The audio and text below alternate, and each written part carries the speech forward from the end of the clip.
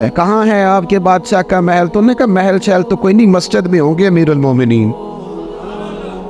بندہ کہتا ہے میں سوچ میں پڑ گیا کہ جس کے نام سے میرا بادشاہ کانپتا ہے وہ مسجد میں ہوگا۔ گن مین ہی کوئی نہیں، ہٹو بچو ہی کوئی نہیں، ادھر ادھر ہی کوئی نہیں، پہرے دار ہی کوئی نہیں۔ مسجد میں جا کے پوچھا جناب عمر، کہنے لگے ادھر ہی تھے۔ کدھر ہیں بھئی حضرت؟ وہ کدھر ہیں بھئی؟ ادھر ہی تھے۔ کہنے لگا میں حیران ہو گیا، یہ بادشاہ کی بات ہو رہی ہے۔ ایک صاحب کہنے لگے وہ کھجوروں کے باغ کی طرف جا رہے تھے، کہتے میں کھجوروں کے باغ میں گیا تو ایک بندے سے پوچھا امیر المومنین، کہنے لگا وہ سامنے کی طرف جا رہے تھے، ادھر گیا۔ ایک بندے سے پوچھا کہاں ہے وہ شخص اس کی 24 لاکھ مربع میل پہ حکومت ہے؟ کہاں ہے وہ شخص جو مدینے میں بیٹھ کے نعرہ لگاتا ہے تو کیسر و کسرا کانپ جاتے؟ وہ بندہ کدھر ہے کہ جس کی بات جگہ جگہ ہوتی ہے، جس کا تذکرہ سنا ہے کہ اسے دیکھ کے شیطان بھی رستے بدل جاتا ہے؟ انہوں نے کہا وہ دیکھ رہے ہو کھجور کے درخت کے نیچے کنویں کے ساتھ مٹی کا ڈھیلا تکیے کی جگہ رکھ کے وہ جو تامت باندھے کرتا پہنے سویا ہے وہی تو فاروق اعظم ہے۔ وہ شخص کہتے ہیں عمر سوئے تھے۔ شیر سویا بھی ہو تو اس کا روب ہوتا ہے۔ شیر جو ہوتا ہے، شیر کبھی سو بھی جائے نا تو لوگ پھر بھی خوف کھاتے ہیں، اور اس کے جاگنے کا خوف کھاتے ہیں کہ یہ کہیں جاگ نہ جائے۔ شیر جو ہوا، کہتے ہیں حضرت عمر سوئے تھے پر میں قریب گیا تو میرے وجود پہ روب طاری ہو گیا، روب، اور میری زبان سے بے ساختہ یہ جملے نکلے کہ عمر تو انصاف کر کے سویا ہے نا، تو مٹی کے ڈیلے پہ بھی تجھے سکون کی نیند ہے۔ نوجوان آیا اور آ کے رو ہی پڑا۔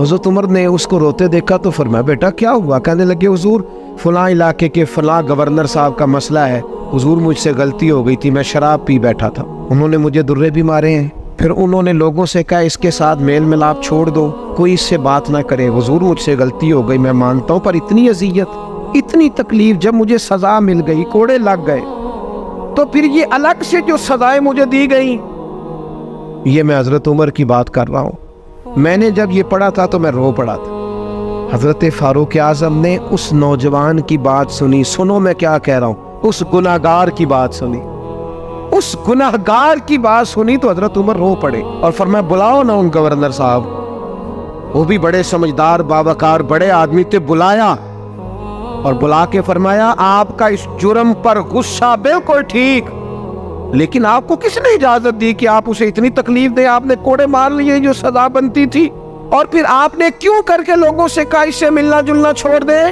فرمایا اب میں آپ کو حکمن کہتا ہوں اگر آج کے بعد آپ نے کوئی ایسا کام کیا تو میں آپ کو سزا دوں گا۔ فرمانے لگے آپ نے کہا تھا نا لوگ ان سے ملے جلے نا، فرمایا اب آپ ہی لوگوں سے کہیں ان سے ملاقات شروع کریں۔ جب انہوں نے توبہ کر لی، اپنا گناہ مان لیا، جب اقرار کر لیا، معافی مانگ لی، اب سزا کا کیا معنی ہوا؟ اب تکلیف کا کیا معنی ہوا؟ سیدنا فاروق اعظم رضی اللہ تعالیٰ عنہ فرمانے لگے اگر یہ سچی توبہ کر لے تو پھر تو ان کی گواہی بھی قبول کی جائے، ان کی گواہی تک ہم قبول کریں گے۔ وہ کسی نے کہا تھا الجھے الجھے بکھرے بکھرے روز و شب دیکھے گا کون، لوگ تیرا جرم دیکھیں گے سبب دیکھے گا کون۔ لوگ معافی نہیں دیتے، لوگ درگزر ہی نہیں کرتے، انسانوں سے غلطیاں ہو جاتی ہیں، لیکن اگر کسی نے توبہ کر لی، اور صحیح حدیث میں موجود ہے نبی پاک علیہ السلام نے فرمایا اگر کبھی کسی بندے سے کوئی گناہ ہو گیا پھر اس نے توبہ کر لی، اگر کسی نے اس بندے کو دوبارہ وہ گناہ یاد کرایا تو اللہ تعالیٰ اس بندے کو یاد کرانے والے کو سزا دے گا، مرنے سے پہلے پہلے اسے بھی اس گناہ میں مبتلا کر دے۔ حضرت عمر فرمانے لگے کہ اگر کوئی کتا بغیر پانی پیے مر گیا فرات کے کنارے صحرا میں، اس تک پانی نہیں پہنچا، انسان کی بات نہیں، یہاں تو عورتوں کو اسپتال میں جگہ نہیں ملتی تو وہ رکشے میں بچے پیدا کر لیتی، یہاں تو بہت سارے لوگ ایسے ہیں جنہیں دوائی میسر نہیں آتی اور وہ مر جاتے۔ کتا اگر میری حکومت میں پیاسا مر گیا تو عمر فرماتے ہیں اللہ مجھ سے پوچھے گا کہ ڈیوٹی تو تیری تھی نا، ذمہ داری تو آپ کے صاحبزادے کہتے ہیں کہ ایک اونٹ زخمی ہو گیا، کسی نے اسے زخمی کر دیا، تاریخ الخلفاء میں इमाम जलालुद्दीन सुयूती अलैहि रहमान ने लिखा है, ऊंट जख्मी हो गया, ऊंट की ना गर्दन पर निशान लग गया जख्म का। उस जमाने में तरीका था कि कपड़ा जला के ना जख्म पे लगाया जाता था। हजरत उमर फारूक रदी अल्लाह तआला अन्हु ना, अब 60 साल उम्र है, बूढ़े आदमी है, जिस्मानी तौर पर भी कमजोरी आ जाती है उम्र के हिसाब से। ऊंट की नकेल के साथ पहले उसे बांधा, फिर वो कपड़ा जलाया, फिर अपने हाथों से ऊंट का वो जो जख्म था ना उस पर वो कपड़ा डालने लगे, उसको ठीक करने लगे। तो साहिबजादे आगे बढ़े, वो कहने लगे, अब्बा जी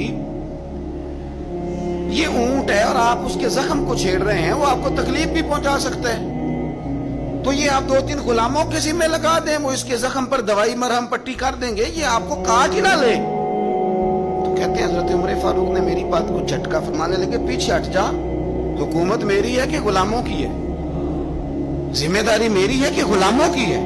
फरमाया, पुत्र मैं तो डर रहा हूं कि कहीं ये ऊंट ही कयामत में मेरी शिकायत ना कर दे, ये मेरी शिकायत ना कर दे कि अल्लाह मैं बीमार हो गया, जख्म लग गया, हुकूमत उमर की थी और किसी ने मुझे पूछा ही नहीं।